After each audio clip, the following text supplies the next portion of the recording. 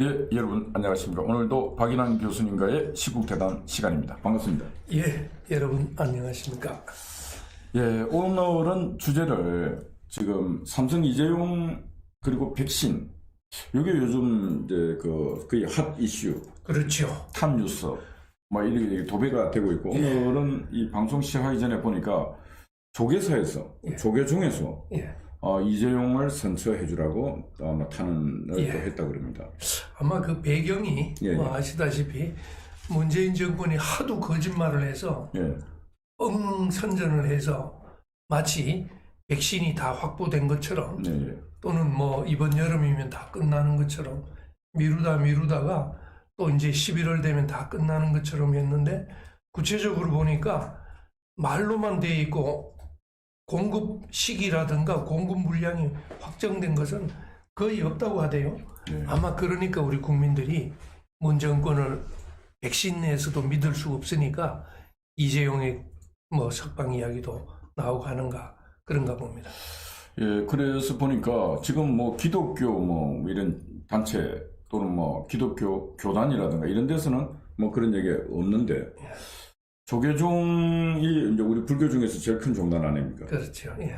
그래서 이제 조계종 뭐 25개 교구 본사 주지들이 이제 그랬습니까? 선처를 요청하는 사안을 아마 전달한 것 같습니다. 그것도 좀 의외입니다. 그동안 우리 좀 아쉬웠습니다만은 조계종에서는 문재인 정권의 실정에 대해서는 사실은 그동안 정면에 나서진 않았거든요. 전면에 나서지도 않았을 뿐만 아니라 문재인 정권과 행보를 같이 했습니다.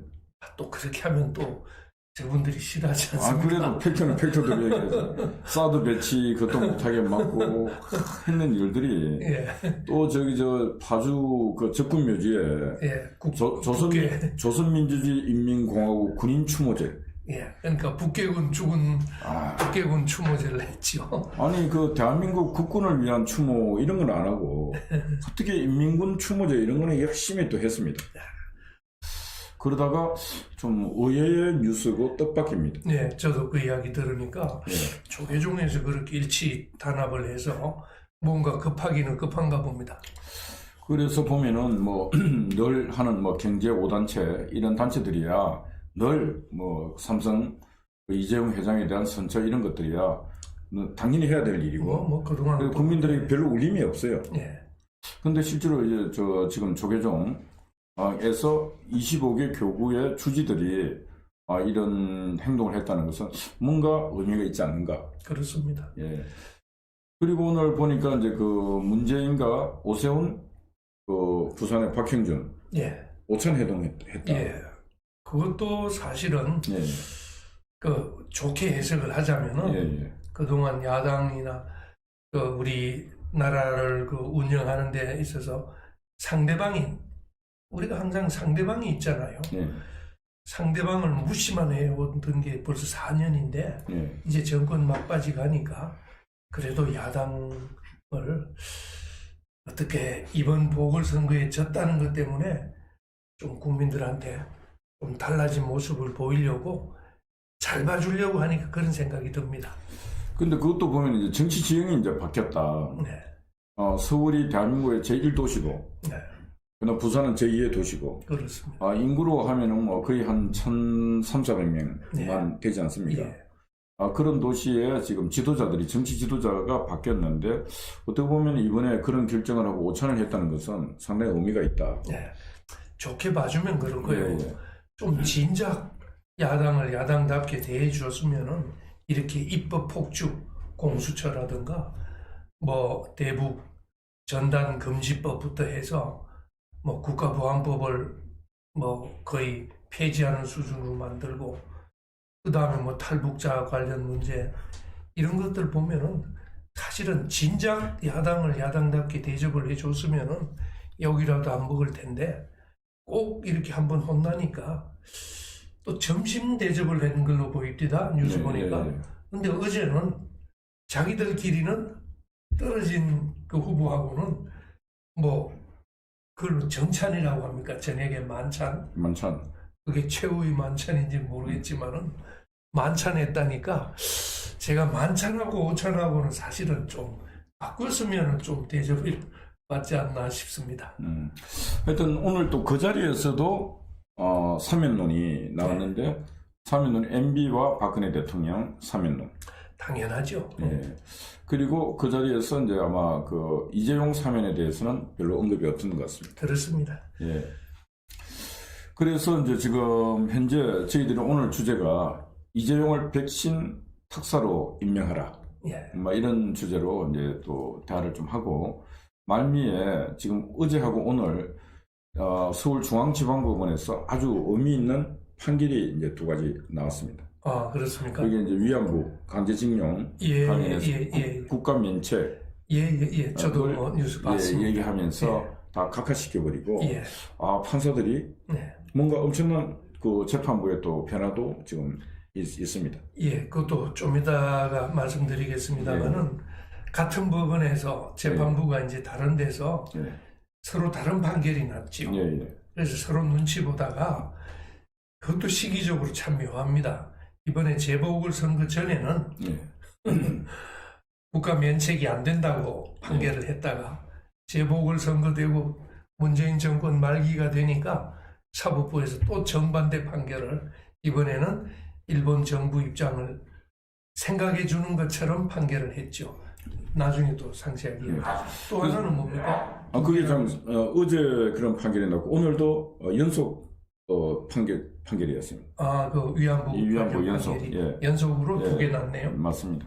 그래서 일단 연속으로 2개가 나다 보니까 제가 볼 때는 이제 더 이상 국가 면책이라고 하는 지금 위안부 판결이라든가 이런 판결들이 더 이상 이제 재판으로 아마 갈 가능성은 없다. 그게 합당한 거 아니겠습니까? 예, 근데 법률적으로 뭐 어차피 좀 미리 말씀을 드리면은 법률적으로는 원래 국제법의 원리상 국가 면책이란 건 우리나라만 그런 게 아닙니다. 맞습니다. 예를 들어서 일본이 우리나라한테 대한민국 정부 보고 소송을 하는 거는 똑같이 상호주의에 따라서 우리가 그걸 해버리면은 우리도 전 세계적으로 무슨 소송을 당할지도 모르거든요. 그래서 국가 면책이라는 것, 국가 주권이 인정되는 국가끼리는 면책입니다. 그러니까 면책이라는 게 이제 그 재판, 그 나라의 재판을 할 때 법원 판사의 그 판결에 다른 타 국가가 따를 필요가 없다. 그렇죠. 또 재판 관할권이 없다는 겁니다. 이재용 회장에 대해서 먼저 그리고 백신에 대해서 먼저 한번 대화를 해보도록 하겠습니다. 지금 이제 뭐 더 이상 백신에 대한 희망이 없지 않습니까? 그렇습니다. 오죽하면은 조계종례까지 나서서 이재용 그 특사로 해서 보내라. 근데 특사를 하려면 특사부를 먼저 해야 됩니다. 말이 똑같은데 아마 우리가 특사를 해외에 보내서 백신 생산국, 백신 특허권을 갖고 있는 뭐 미국이나 독일이나 영국에다가 특사로 보내는 방법, 그 특사를 하려면은 문재인 정권이 먼저 사면부터 해야죠. 근데 그 사면을 가지고 이제 특사라고 특별사면이라고 줄여서 특사라고 표현합니다. 아마 조계종에서는 미리 특별사면을 해서 풀어줘야 특사로 나갈 거 아니냐. 그러니까 일단 감옥에 있으니까 이제 일단은 사면의 고유 권한이 대통령에게 있으니까 지금 대통령의 결단을 촉구하는 목소리가 사회 다방면에서 올라오고 있습니다. 그럼 우리 시민단체 같은 곳에서도 우리가 상식적으로 생각을 해봐도 사면을 해야 된다. 왜 해야 되는가? 지금 문재인 정부의 행정력과 정치력을 갖고는 어느 나라 가서 백신을 구할 수 없다. 왜 구할 수 없는가? 제일 우방국인 미국조차도 이제 외교관계와 신뢰관계가 다 상실되다 보니까 미국이 동맹임에도 불구하고 지금 1차, 2차 접종 플러스 지금 3차 예비 물량까지 확보한 상태에서도 한국은 지원을 안 하지 않습니까? 그렇습니다. 그럼 이 지원을 안 한다는 것은 동맹, 혈맹 이런 관계가 친구 관계가 아니다는 거거든. 그렇죠. 신뢰가 없고 그런 믿음이 없기 때문에 너희들에게는 줄 수 없다는 거 아니겠습니까? 너희들이 죽든 말든. 기본적으로 우리 국가 특히 문재인 정권에 들어와서 이렇게 외교력이 전 세계적으로 이렇게 망신당하는 경우는 저도 처음 보는 것 같아요. 예를 들어서 우리 국가 정상회담을 한 나라가 몇 개 안 되는 거 알죠?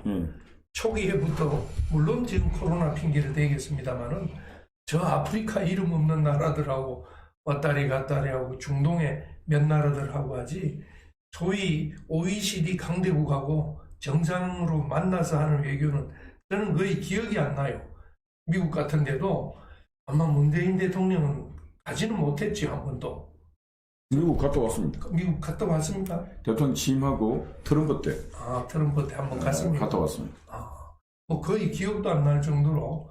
그런데 가서는 이제 환대를 못 받으니까 그게 뉴스의 중심에 없고 하니까 기억에도 우리 국민 기억에도 교수님 조사도 미국에 갔다 왔는가 안 갔다 왔는가 기억이 없지 않습니까? 그렇죠.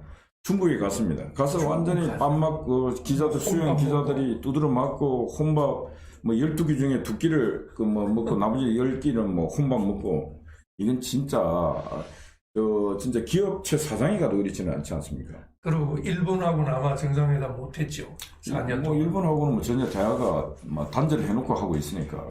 그리고 영국, 프랑스, 독일하고도 제 기억에는 정상 직접 대면 회담은 못한 걸로 알고 있습니다. 그러니까 제가 볼 때는 OECD 국가 플러스 이제 뭐 다른 어느 정도 중선진국 지도자에게 봤을 때는 대한민국 코리아의 문재인이라고 하는 이 대통령 지도자에 대해서는 지도자라고 인정을 안 하는 것 같아요. 지금 시간이 흘러서 가보면 왜 인정을 안 하는가? 정상적인 방법으로 대통령이 되었다 생각 안 하는 것 같고, 두 번째는 앞에 전임 대통령 박근혜 대통령을 봤지 않습니까?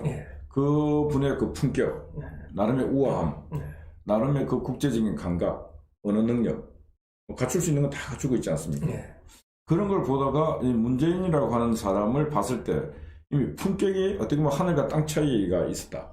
그렇죠. 이제 4년 지나니까 우리 국내는 뭐 미리 알았습니다만은 이제 외국에서도 알 만큼 알았다고 저는 생각되는 게 가장 최근에 지난번에 미국에 있었던 한국 인권 문제에 관한 미국 그 세미나가 있지 않았습니까? 그 토론회에서 벌써 보니까 미국 정치인들이 우리보다 더 상세하게 더 잘 알고 있습니다. 그래 말입니다. 렌토스 상원위원회 그 인권 청문회에서 그 청문회 나왔던 여러 전문인들 중에 고든창, 그 고든창이 했던 저 유명한 말, 한국의 민주주의는 자국의 대통령이 위협하고 공격하고 있다. 야, 이게 말이 되는 소리입니까? 그러니까요. 근데 그것도 보면 고든창이 상당히 스트레이트 직설적으로 딱 잘 보고 잘 평가를 했습니다.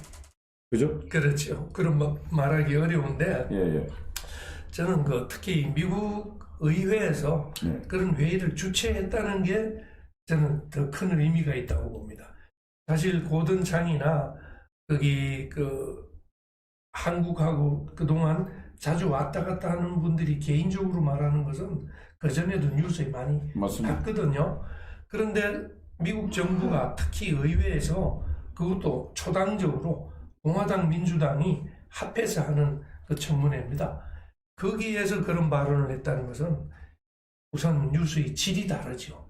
그러니까 어떻게 보면은 민주주의의 어떤 본국에서 민주주의를 위협하는 인권을 위협하는 나라를 대상으로 청문회를 했는데 그게 북한이 아니고 그게 중국이 아니고 그게 한국이라는 거. 이게 무슨 망신입니까 이게? 그 문재인 정권이라는 게 정말 역사 일이라 한 번도 경험해보지 못한. 그러니까 거기서 나온 말이 지난날에 그 대한민국의 그 군사정부 시절로 되돌아가 있는 상황이다. 인권 문제라든가 기타 등등이. 그때 우리 이인호 전 러시아 대사 지금 뭐 아주 원로십니다만 연세도 많은 분이 그분 말이 바로 이제 그런 말씀을 하셨죠. 군사 독재는 차라리 대놓고 하니까 눈에라도 띄는데 이 문민 독재, 민주화를 가장하고 외투를 쓰고 숨어서 얼굴을 감추고 하는 이 독재는 눈에는 안 띄지만은 더 지독하다는 이런 표현을 이인호 전 러시아 대사가 아주 의미 있는 발언을 했습니다.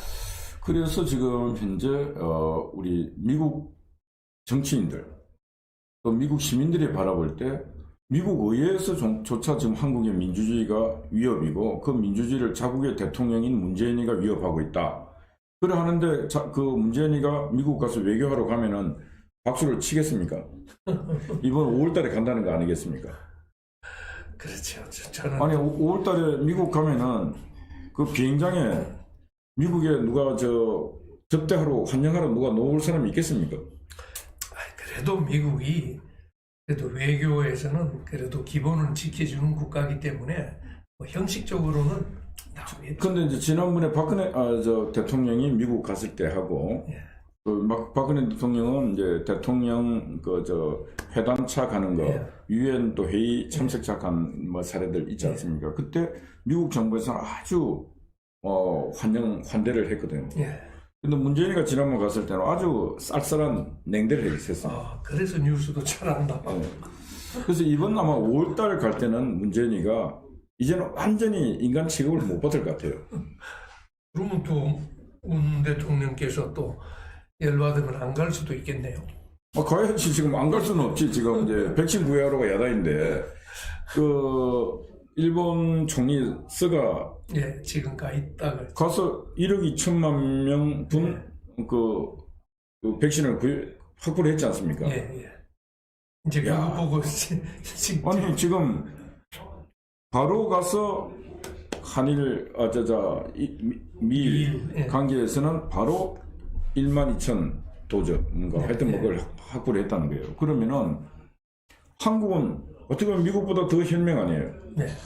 그런 혈맹 관계면은 지금 가면은 우리 한 1억 명 정도는 확보를 해야 되지 않습니까? 예.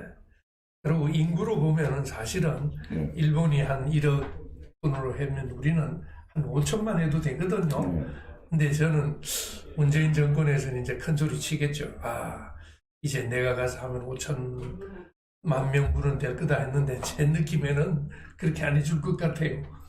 그래서 저는 제가 볼 때 지금 한 달 후를 제가 그려보면은 공항에 내리는 순간부터 미국 그 조야에서는 아주 만나기 싫은 인간 중에 한 사람으로 적색 리스트에 올라간 사람이에요. 또 자꾸 너무 그러시면 아니 그래서 제가 지금 하는 말이 그렇기 때문에 문재인 혼자 가면 안 돼.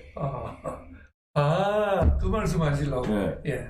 문재인이가 바이든이 봤을 때도 제 품격 자체가 혼자 오면 안 되겠다. 질량이 낮은 인간을 참 만나주는 것도 참 진짜 과거의 이승만 대통령, 네. 박정희 대통령 이런 분들을 바라봐서 어느 정도 만나주는 거지. 이건 진짜 내가 만나고 싶은 인간적 품격이 그레이드가 안 되는 인간이에요. 예. 그러면은 문재인과 그 청와대가 알아야 될 게, 특히 외교부도 알아야 될 게 안 된다. 문재인이가 대한민국의 대통령 자격으로 가봤자 이 지금은 질량 차이가 함량 미달이기 때문에 혼자 가면은 안 된다. 혼자 가면 안 되지 않습니까? 그럼 누굴 데려가야 돼요? 그래서 지금 이제 이재용을 내리고 가는 게 아니고 모시고 가야 된다. 그럼 말 되네요. 이재용을 모시고 가면은 예. 바이든은 예. 보기 싫은 문재인보다 예. 이재용은 다 만나고 싶은 세계적인 기업가 아닙니까? 그렇죠. 바이든에게도 이재용 만나는 건 영광이에요. 또 덕이 되고 우선. 예. 그 다음에 바이든 입장에서는 이재용을 만나서 삼성의 오너 이재용을 만나서 투자를 받죠. 투자 얘기라든가 네. 기타 그 반도체 얘기라든가 네. 지금 저 반도체 칩 들고 바이든이 지난번에 회의했지 않습니까? 예. 그 반도체 세계 최고의 오너가 왔지 않습니까? 예. 미국이라는 나라는 실용주의 국가이기 때문에 그런 사람을 만나는 건 영광으로 생각하지 않습니까? 그렇습니다. 그때도 보니까 이재용 씨가 못 가니까 이재용 부회장이 못 가니까 예. 그 밑에 있는 삼성 반도체 사장이 갔던데 아마 내가 바이든이라도 속으로는 왜 이재용 회장이 안 오고 왜 그 밑에 사람을 보내나 좀 그런 마음. 아니 뭐 정보를 통해서 다 알고 있으니까 이재용을 만나고 싶은데 내가 대통령 돼가고 그래도 어느 날 대통령의 바이든의 역사 속에 내가 삼성의 이재용을 만났다. 이것도 하나의 역사의 기록인데 이게 뭐 못 만난 이유가 문재인 때문에 못 만났잖아요. 예. 문재인이가 감옥에만 안 보냈으면은 이재용 가서 만났을 거 아닙니까? 예. 그래서 문재인이가 여러 가지 지금 바이든에게도 여러 가지 민폐를 끼치고 있는 거예요. 그래서 저는 거꾸로 이런 생각이 드네요. 예. 문재인 대통령이 우리 방송을 보면은 또 힌트를 받아서 이번에 특사해 줄 것 같아요. 그리고 우리 이 대표님한테 고맙다고 또 오찬이나 한번 하자고 연락 올 것 같은데. 근데 제가 이제 말씀드렸다시피 지금 우리가 이제 미국하고는 혈맹 관계고 하다 보니까 통화 스와핑, 자금 위기가 오고 할 때 미국하고는 저도 뭐 경제 전문가는 아니지만은 통화 사핑을 통해서 그 외환 위기를 극복하고 하는데 상당히 큰 역할을 하고 있지 않습니까? 예.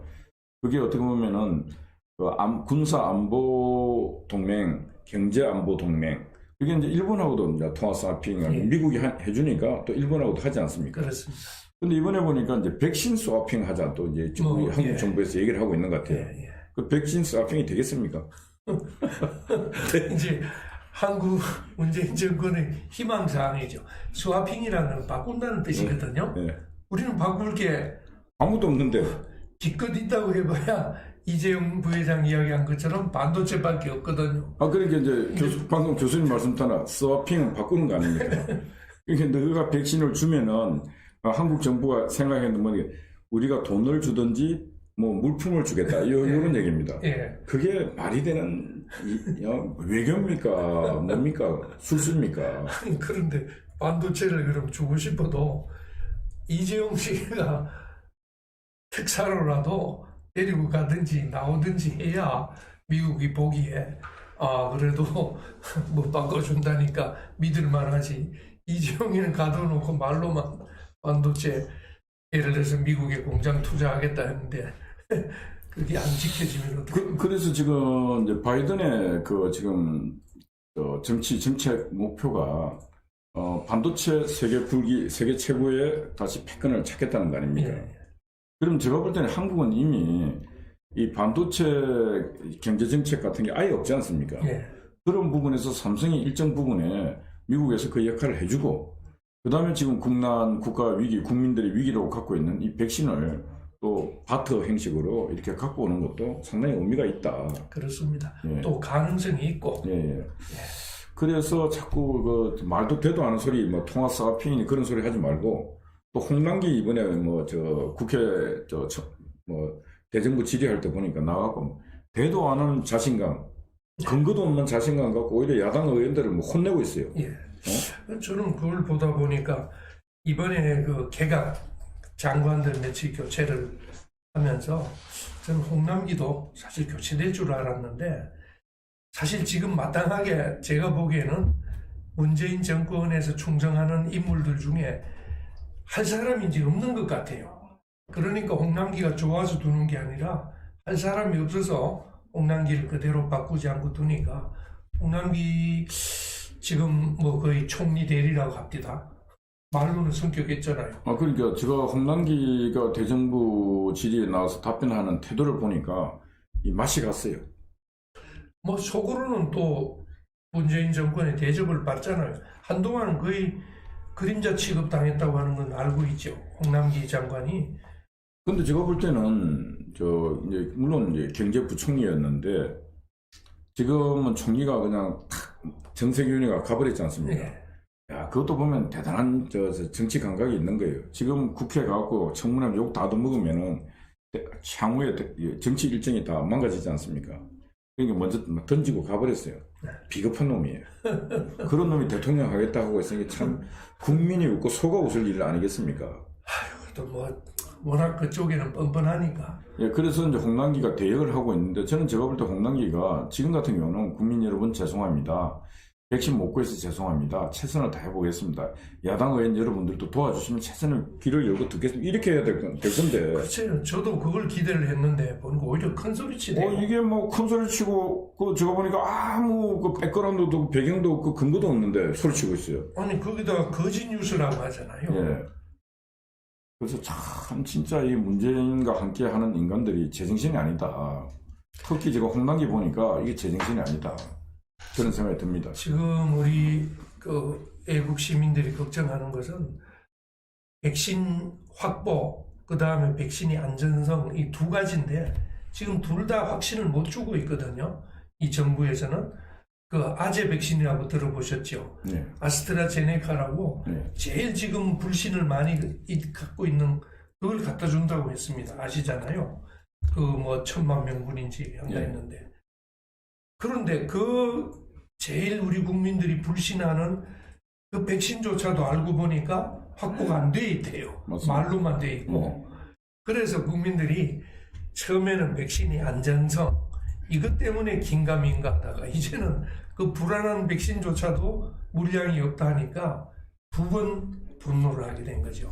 그러면 홍남기는 사과부터 해야지. 맞습니다. 가짜뉴스라고 그렇게 표현하는 것은 정말 잘못된 일이죠. 그래서 결과론적으로 보면은 지금 문재인 정부가 백신을 구해오겠다는 그런 절박한 생각도 없었고, 네. 그 백신을 빨리 구해와서 국민들에게 다 이 백신을 맞춰서 마스크 탈출시켜서 코로나 공포를 벗어나게 해야 되겠다는 그런 의지도 없었고 아무도 없습니다. 예. 결과론적으로. 그러면은 지금은 전 세계가 2차까지 맞았음에도 불구하고 예비 비축 물량을 또 변이가 계속 발생하니까 예. 느리고 있는 상태거든요. 예. 그러면 한국 같은 정치력이 발휘 안 되는 나라에는 올 가능성이 전혀 없습니다. 그렇습니다. 다 선진국에서 먼저 다 쓰고 네. 남는 기수에 보내줄 텐데 네. 지금 이제 2차, 3차까지 이야기 나오는 게 그게 벌써 1년이 지나게 되거든요. 그러면 독감화된다는 거예요. 그러면 앞으로 더 가능성이 없어진다는 거예요.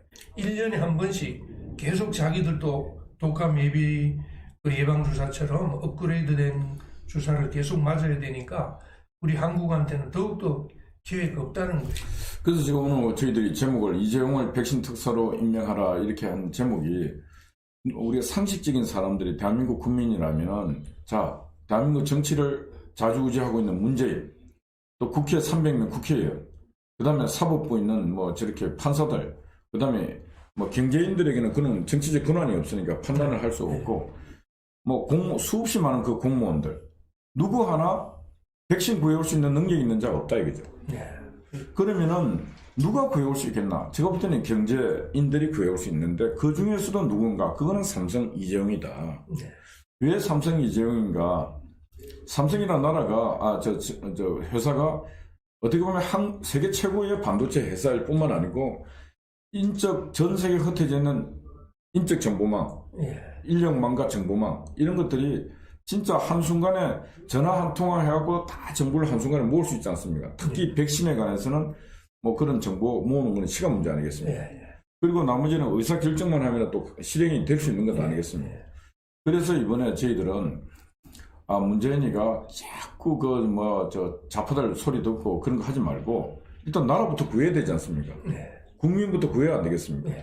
그래서 이번에 미국 갈 때 가기 이제 이미 날짜는 어느 정도 윤곽이 나왔을 거 아닙니까?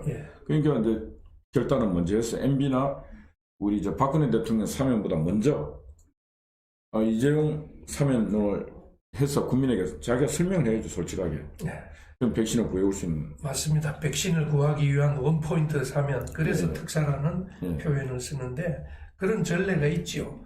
예전에 우리 올림픽 유치를 할 때 그때도 그 이재용 부회장의 아버지 이건희 회장을 그때 사면을 해서 그 양반이 IOC 그 위원하고 할 때 그 올림픽 유치를 하지 않았습니까? 맞습니다. 그런 전례가 있기 때문에 나라를 위해서는 어떤 일이라도 할 수 있는 각오를 해야 되고 또 실천도 해야 되는데 지금 단계에 그 말씀하시니까 삼성은 최근에 알다시피 또 어려운 문제에 닥쳐 있는 게 삼성 바이오 주가 조작 사건이라고 하죠.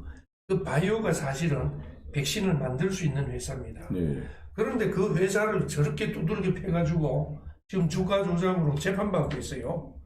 저는 아까 스왑이라니까 생각이 나는데 삼성의 기술력 같으면은 예를 들어서 화이자 백신이나 뭐 지금 미국에서 쓰고 있는 그런 백신들이 만약 자기들이 효과가 좋은 백신이 있다면은 정말 스왑을 할 수 있다면은 그 국내에서도 기술 제휴가 되면은 삼성바이오 같은 데서는 만들 수 있다고 보거든요.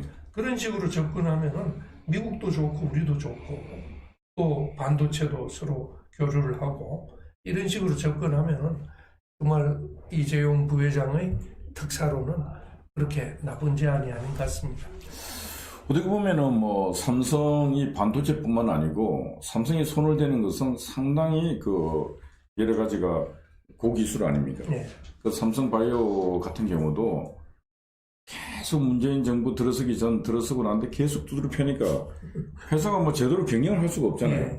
교수님 말씀 따라 삼성바이오에서 아주 총력을 다해서 뭔가를 했으면은 한국 국산 뭔가 백신이나 또 치료제나 이렇게 나올 수도 있었지 않겠는가. 저렇게 기업하는 것을 기업인을 저렇게 죽이고 있으니까 나라가 통째로 지금 말려 들어가고 있는 것 아니겠습니까? 그래서 하여튼 문재인 대통령은 제가 오늘은 문재인 하다가 오늘 대통령 불러줬습니다. 대통령은 일단은 용기를 내야 됩니다. 이때까지는 비겁했습니다. 그리고 이제 자익 쪽 문바들 소리 듣다 보면 나라 다 망칩니다. 그럼 문재인도 설 자리가 없습니다. 그러니까 이제는 혼자 딱 기도하면서 생각해서 국민부터 구해야 되겠다. 그래서 이재용 특별 사면에서 이번에 미국 갈 때 같이 모시고 가든지 아니면 먼저 특사를 먼저 보내갖고, 원래 특사가 먼저 가지 않습니까?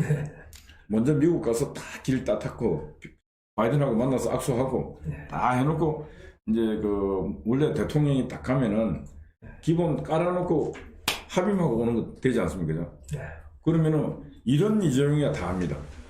그런데 이제 그날 바이든하고 만나는 순간에 딱 이제 백신 5천만 딱 하면은 이 문재인이 한 게 되는 거 아니에요? 예. 근데 제가 좀 소재 넣은 말씀을 좀 드리자면은, 제가 이재용 부회장 입장이라도 좀 화가 나서 잘 안 할 것 같아요. 그러려면 먼저 우리 이재용 부회장이 그럴 기회가 있었거든요.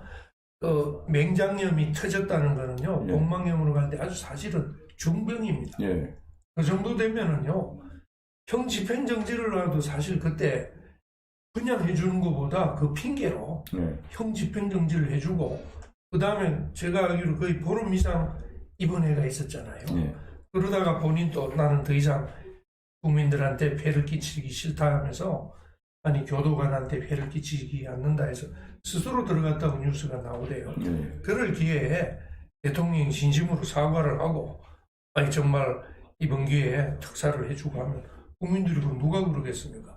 맹장염이 그 무서운 거 알죠? 그렇죠. 그 원래 외과 의사들이 맹장염으로 시작을 해서 맹장염으로 끝난대요. 그런 표현을 할 정도로. 그래서 우리 일반 외과 동네 병원에서는 맹장염 수술 자체를 안 해줍니다. 큰 병원으로 보내야지. 그렇게 어려운 거랍니다. 근데 저는 제가 이제 예전에 한국농단 편집장을 해서 재계 회장들하고 많이 이제 만났는데, 참판다 지금 감옥 가서 저렇게 수술하고 뭘 하는 게 다른 사람이 볼 때는 깨병 부리고 뭘 한다 그러는데, 이게 스트레스 받아갖고 병이 없는 병도 생기는 거예요. 그렇죠.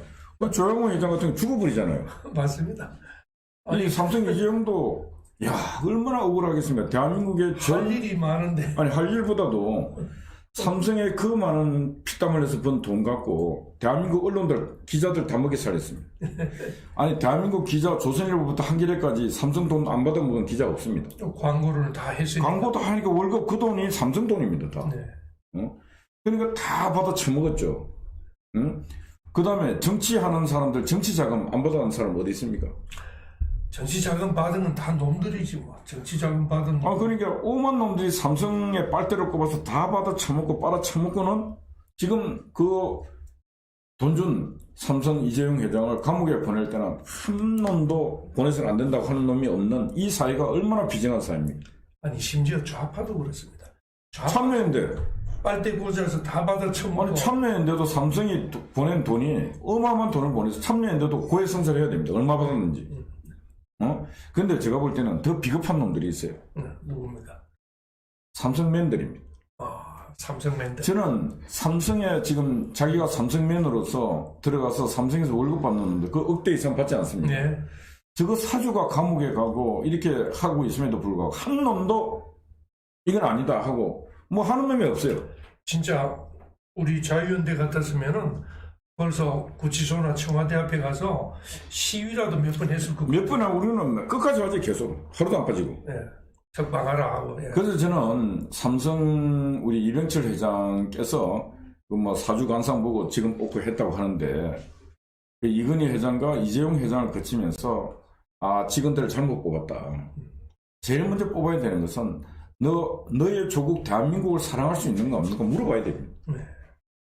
그런 놈들을 뽑아놔야지. 이게 조국이 있는지, 조국을 사랑하지 못하는 놈은 지 기업도 사랑하지 않습니다. 예. 근데 그 조국이가 사랑한다면 또 그 조국이 좋아하겠는데요? 뭐, 이거는 이제 끝났을 때. 예, 그래서 저는 아까 뭐, 진짜 삼성을 놓고, 진짜, 왜 삼성 이재용과 삼성을 저렇게 제물로 삼아서, 진짜, 비 오는 날, 진짜 먼지나게 패고 있어요. 비 오는 날은 아무리 펴도 먼지가 안 나는데, 막, 진짜 먼지를 나게끔 이제 패고 있습니다. 미친 나라예요, 미친 나라. 그리고 시청자 여러분 또 한 가지 더 말씀드리면은, 삼성 이재용은 지금 징역 2년 6월 사는 거 말고 또 재판받는 게 또 있습니다. 그게 또 몇 년 날지 몰라요. 그 다음에 지난번 말씀드린 것처럼 2년 6월 플러스 이번에 재판받는 게 아까 삼성바이오로직스 그 주가 조작 사건 그 재판이 지금 진행 중입니다. 그 플러스 그 특경법이 개정된 것 때문에 형을 다 살고 나와서 뭐 3년이나 5년 살고 나오면은 또 5년간 삼성에 복직을 못하게 법을 만들어 버렸습니다. 문재인 정부. 예, 교수님께서 이제 그 말미 부분에 이제 재판 얘기를 했습니다. 그래서 이제 그런 이제 사항이 이재용 부회장에게는 걸려 있는데 실제로 지금 대한민국 사법부가 또 그다음에 이 검찰이 그다음 정치가 완전히 잘못되어 있기 때문에 이재용 회장에게 모든 걸 더 씌우고 있습니다. 이 벗어날 수 없을 정도의 올가미를 씌우고 거물을 씌워놓고 있는 상황이죠. 그러니까 이번 특사를 통해서 5천만 국민을 구하는 일을 이재용 부회장이 해낸다면은 많은 변화가 있지 않겠는가 그런 생각도 있지만은 어제 서울중앙지방법원에서 그 이전 아까 말씀드린 4.7 보궐선거 이전 김명수의 그 강한 힘이 작동할 때 판사들이 강제징용, 위안부 가서 이제 그 배상 판결을 1억씩 각각 했습니다. 그러니까 또 이분들이 이제 1억을 받을 수 있다. 그러는데 소송 비용 청구도 또 했어요. 일본 정부를 상대로. 그런데 어제 중앙지방법원에서 각하시켰습니다. 그 소송 비용 청구를 할 수 없다. 그럼 과거 같으면 있을 수 없는 일 아닙니까? 국가 면책 국제법을 들어서 이걸 할 수 없다 그랬습니다. 그래서 어제는 그렇게 해서 한 건이 나서 시끄러웠습니다. 그런데 원래 판결이 오늘 하나 더 날 판결이 또 있습니다. 그것도 이제 유사 판결이었죠. 그런데 오늘도 각하시켰어요. 국가 면책론을 들어서 이 판결을 내리면 국제법 위반이기 때문에 각하한다. 또 오늘도 판결했습니다. 이 판결에 대해서 그 판결은 이제 국가 면책론이라고 하는 것은 국제법상의 기본 원리입니다. 국제법이 운영되고 있다는 증거가 왜냐하면 국가끼리는 주권이 있습니다. 그래서 국가끼리 폭력 행사는 전쟁이라고 하잖아요. 전쟁에 대해서 국내법으로 전쟁에 대해서 폭력으로 처벌을 안 하지 않습니까? 전쟁 대상을 국제적으로 하는 거지 국내법으로는 안 하거든요. 그 원칙이 있는 것처럼 특히 우리 지금 미국 대사관 앞을 지키고 있고 일본 대사관 앞에서 또 좌파들의 공격을 자유연대에서 지키고 있지 않습니까? 그 원인이 바로 치해법권이라는 겁니다. 거기에 우리가 시위를 하러 가거나 또는 그 좌파들하고 맞대응하는 집회를 할 때 보면은 경찰이 대사관을 보호하고 있는 느낌을 받지 않습니까? 그게 바로 치해법권입니다. 왜냐? 그 각 나라는 아무리 강대국이든 아무리 작은 국가든 우리가 미국 가서도 마찬가지입니다. 우리 미국에 있는 우리 대한민국 대사관도 치해법권이 있기 때문에 미국인들도 함부로 못해요. 그런데 대사관조차도 치해법권이 인정이 된다면은 국가 그 자체 외국 정부에 대해서는 면책이 당연하게 적용됩니다. 그래서 교수님께 한 가지 이제 그렇게 이제 판결이 제가 볼 때는 지극히 정상 판결이 나왔습니다.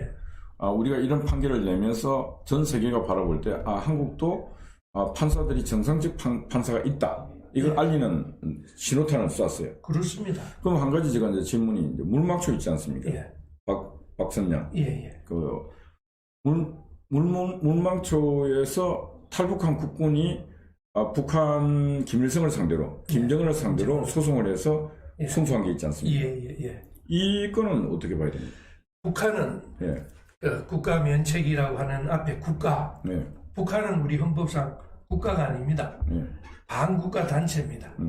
그래서 김정은이는 북한의 수괴가 아니고 북괴의 괴수입니다.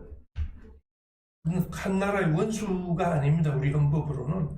왜냐, 북한까지 헌법은 대한민국 영토에 포함되어 있습니다.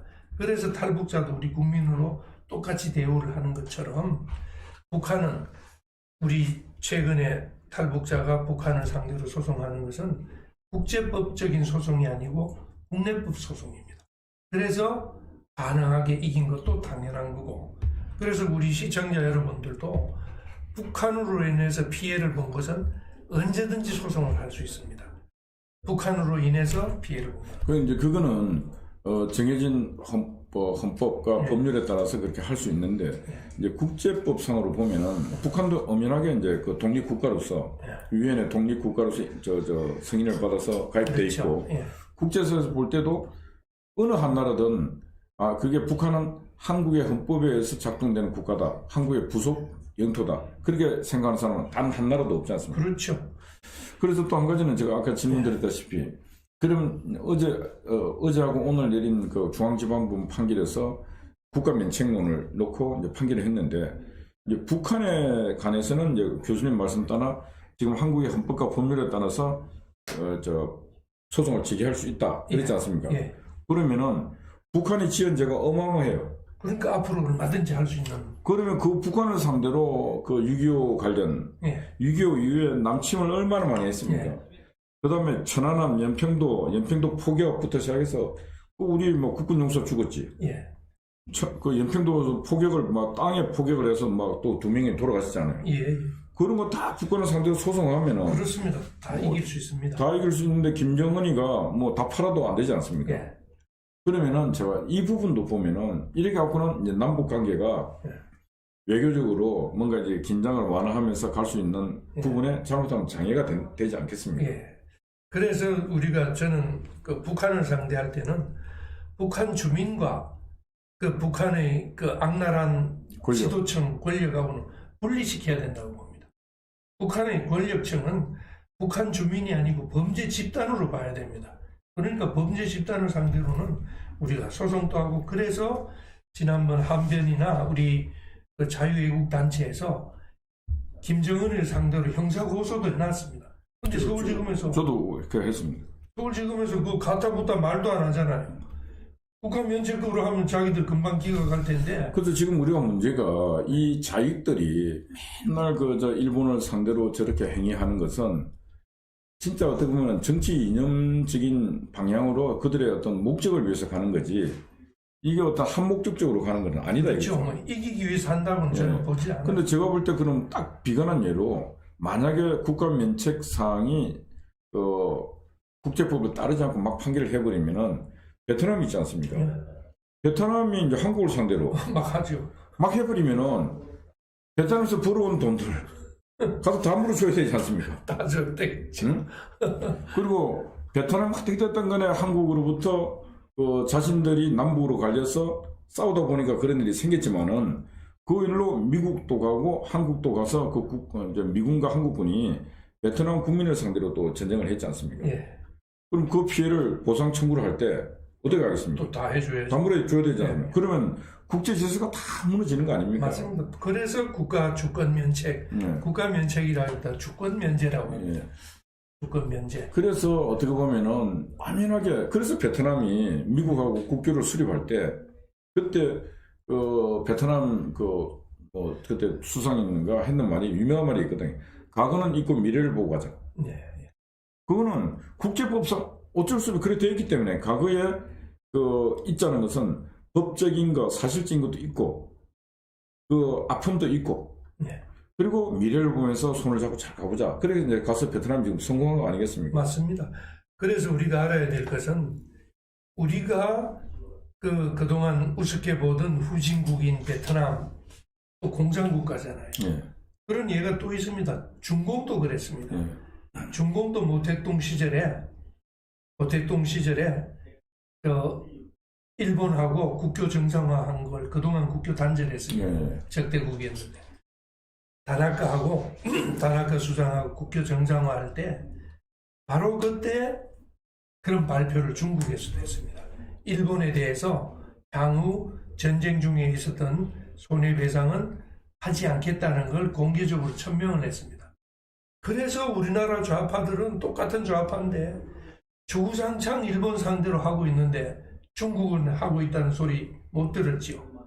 중국은 똑같은 좌파인데도 그런 걸 안 하지 않습니까? 그러니까 이런 어떤 약한 국제법적 팩트를 좀 국민에게도 제대로 알리고 용기 있게 말을 해야 되는데 그건 누가 해야 되겠습니까? 정치하는 인간들이 해야 되지 않습니까? 그렇죠. 국회에 딱 서갖고 제대로 해야 되는데 한 놈도 그런 얘기를 안 하니까. 그래서 우리 민족 감정을 바로 이 정치인들, 특히 좌파 정치인들은 정치적인 이해 타산에 맞추어서 정치적으로 이용하고 있다. 저는 그렇게 봅니다. 그러니까 지금 보면 좌파들이 자꾸 베트남에서 우리 한국인으로부터 양민이 학살당했다. 그런 사람 데리고 와서 뭘 하려고 그래요. 근데 그거는 베트남 정부에서도 그건 원하지 않는 일이거든요. 원하지 않죠. 네. 그리고 국제 질서가 다 지금 혼탁해질 수 있기 때문에 그것도 못하는 거고. 그런데 그걸 우리 한국에 있는 자익들이 그런 베트남에 피해받은 사람이다, 뭐 한 사람 끌고 와서 자꾸 뭔가 정치적으로 쟁점화시키려고 하고 있다는 거죠. 참 나쁜 인간들이 아니겠습니까? 아마 미국이 그런 면에서도 우리 문재인 정권에 대해서 불신하는 이유가 바로 주권 면제, 국가 면책 때문에 그런데 예를 들어서 6.25 당시에 미군이 오폭하거나 미군이 또 오인을 해서 북한 사람도 죽을 수 있고 남한 사람도 양민들도 죽을 수 있잖아요. 지금 제주 4.3 사태도 똑같은 일인데 만약 주권 면제가 적용되지 않으면은 좌파들이 또 가만히 있겠습니까? 미국 정부를 상대로 손해배상 소송 또 들어갑니다. 아닙니다. 지금 4.3 문제에 대해서 어떤 상태냐면은 지금 특별법을 만들어서 1조 8천억 정도가 스탠바이 돼 있고 이들이 지금 미국을 상대로 미군정을 상대로 지금 계속 요구 조건을 걸고 있습니다. 이제 1947년 3월 1일 그리고 48년 또 4.3 이때는 다 미군정기거든요. 그러니까 일어났던 모든 일의 책임은 미군이 져라. 그렇죠. 지금 이렇게 하고 있습니다 지금. 그래서 미군에서 하는데 그 종국적으로 미군이라는 게 미국 주권 국가잖아요. 미국에서 책임지라는 거죠. 지금 미국. 맞습니다. 그런데 그게 바로 지금 이야기하는 주권 면제 또는 국가 면책론에 반대되는 이야기예요. 그러니까 미국이 황당할 거 아닙니까? 그래서 하여튼 그런 부분이고 실제로 아까 우리가 베트남 얘기도 하고 했는데 중국 공산당에게도 우리는 책임을 물어야죠. 6.25 전쟁에 중국 공산당만 안 왔으면은 중국 공산당이 모택동이가 통일을 방해했죠. 김일성하고 스탈린하고 스위가 3자가 짝짝꿍이 되어서 쳐들어오지 않았으면 이런 비극이 없었지 않습니까? 그렇습니다. 어마어마한 비극이었지 않습니까? 그럼 우리가 스탈린 러시아에게도 책임을 물어야 되지 않습니까? 그러니까 어떻게 그렇게 물어갈 수가 없지 않습니까? 세계 질서가 다 엉클어지는데. 그러니까 아까 말씀드린 대로 좌파들은 다 알고 있으면서도 그냥 분쟁을 일으키고 혼란을 일으키고 국민들을 얍삽한 감정에 죽창과 똑같죠. 얍삽한 감정을 반일 감정을 정치적으로 이용하기 위해서 하는 거지. 국제적으로는 완전히 왕따 당하는 수준의 이론이죠. 시간이 벌써 한 시간 가까이 흘러가고 있는데 오늘의 주제는 하여튼 키포인트는 이재용과 백신입니다. 근데 이 백신의 지금 비상사태를 해결할 수 있는 유일한 사람은 삼성을 이끌고 있는 이재용이다. 우리는 그렇게 생각하는데 아마 대부분 아마 여기 조교수 산에 있는 스님들도 그렇게 생각하고 있는 것 같아요. 그리고 이제 하나는 지금 이제 이재용의 재판 문제를 얘기하다가 지금 현재 어제와 오늘 중앙지방법원에서 일어났던 이 판결이 어떻게 보면은 대한민국 판사들에게 뭔가 경종을 울리고 하는 판결이 아닌가. 그래서 참 용기 있는 판결을 내린 판사분들께 박수를 보냅니다. 그래서 오늘은 두 가지를 짚어서 이렇게 대담 시간을 가져봤습니다. 다른 마무리 말씀하시죠. 이제 벌써 어떻게 문재인 정권 5년을 참고 견디나 했는데 벌써 4년이 지났습니다. 이제 가을쯤이면은 대선 국면에 들어간다고 생각합니다. 얼마 남지 않았습니다. 우리 국민 여러분 또는 우리 애국 시민 시청자 여러분들께서도 정신 바짝 차리고 이제는 확실하게 정권을 탈환을 해서 대한민국을 바로 세우고 우리 자유민주주의, 시장경제, 법치주의를 이번 기회에 처음 밑바닥부터 다시 확립해 나갈 수 있는 계기를 만들기를 우리 다 같이 다짐을 했으면 합니다. 예. 네, 고맙습니다. 마무리하면서 우리 실시간 채팅에 참여해 주신 우리 박필균님 그리고 심선님 위로 한번 쭉 좀 올려보시죠. 오늘 들어오신 다이아나 조 고맙습니다. 우리 백영동 PD가 지금 올려놓은 보면 국변 해피 나눔이라고 있습니다. 국변 해피 나눔이 국민의 자유와 인권을 위한 변호사 모임, 이 변호사 모임의 단체입니다. 그래서 지금 저희들이 많은 일을 하다 보니까 항상 고소고발을 당하고 한 달에 한 번씩 반드시 법정에 가서 재판을 받고 있습니다. 어제 그저께도 갔다 왔습니다.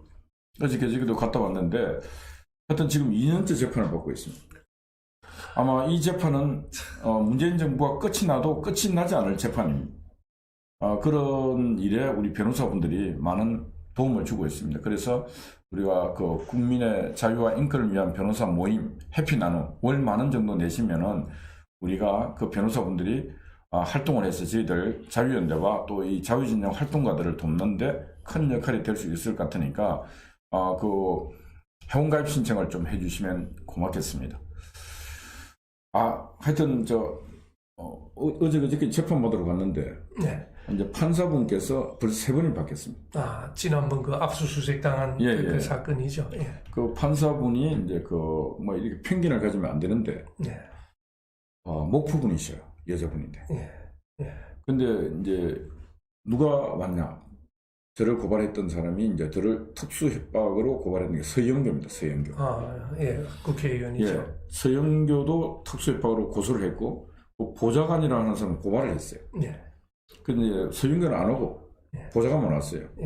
그래서 우리 변호사가 전에 뭘 하셨냐 물으니까 이분이 아마 판사가 자기 고향 사람인 줄 다 알아는 모양이에요. 뭐라 그러냐. 저는 김대중 대통령님을 모시고 김대중 도서관에서 하여튼 실장을 하고 김대중 후원의 연청이 있지 않습니까? 유명한 그 조직, 사조직. 연청에서 뭘 하고 그래서 후원에 또 뭘 하고 지금 서영교 국회의원 보좌관을 한 지가 6년 됐어. 그래서 설명하세요. 판사한테 잘 보여주고. 그래서 이것들이 조사를 다 하고 왔는 모양이다.